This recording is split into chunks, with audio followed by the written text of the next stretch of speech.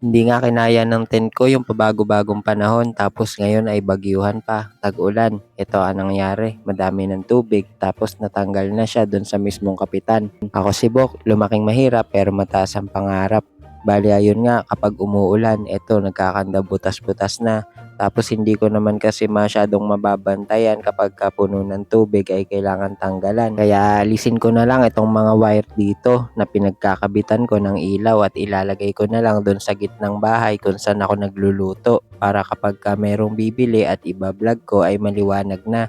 Ito nga pinagpraktisan ko nga muna kasi wala naman akong customer. Meron naman ding natirang isa pang ilaw dun malapit sa may tindahan kaya naman maliwanag pa din. At habang wala kang gagawin, walang order, ito inasikaso ko muna yung mga gawaing bahay. Tapos ito nga nahingi kong wheelchair sa munisipyo ay inayos ko na nga din. Ang problema kasi ni mama dito nung nahingi ko ay mataas nga daw yung apakan. Mabuti na nga lang at nakita ko yung plies para naman kahit papano ay may gamit ako pang ikot ng tornilyo at natanggal ko nga siya at na-adjust.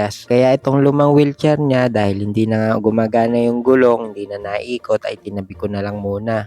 Tapos itong bago ay ito na nga yung gagamitin ni mama. Medyo maluwag din kasi at malawak itong mauupuan niya rito kaya naman mas magiging komportable siya. Shoutout nga po pala sa nagtip sa akin ng 120 pesos kaya nakabili ako nitong diaper. Bali nag-deliver nga ako sa kanya kanina at ayaw nga niya magpasama sa vlog kaya hindi ko na rin siya i-mention. Kaya naman ma'am, God bless po sa inyo. Thank you talaga. Bali ganito na nga lang pala nagda-diaper si mama, hindi niya na nga sinusuot. Nagkakasugat kasi siya kapag sinusuot niya kaya ang ginagawa namin ay ganito na lang, ilalapag lang dito tapos papalitan na lang. Kumbaga kahit mag-isa kasi siya ay nakakapagpalit siya sa gabi. Bali nagsusuot na lang siya ng diaper kapag aalis may lalakarin, ganun. At ito nga nang maayos ko na yung diaper dito sa may pag-uupuan ni mama ay dadalhin ko muna siya sa CR. Kaya nga din pala may basahan dito sa tapat ng wheelchair niya kasi nga pag umiihi siya ay minsan tumatagas kapag napupuno na. Meron nga ding unan dito kasi nga ay dito na rin siya natutulog kumbaga hindi na siya umaalis dito. Nahirapan nga kasi siya matulog sa higaan gawa daw talaga ng ganun talaga kapag may nai-stroke. Ganun yung nararamdaman. At dito nga hinugasan ko na yung likuran ni mama bali siya sa harap. Kapag hindi kasi ito hinuhugasan ay makating araw dahil nga naiihian. Nang matapos nga siya mag-CR, ito nga dinala ko na siya dito sa may bago niyang wheelchair.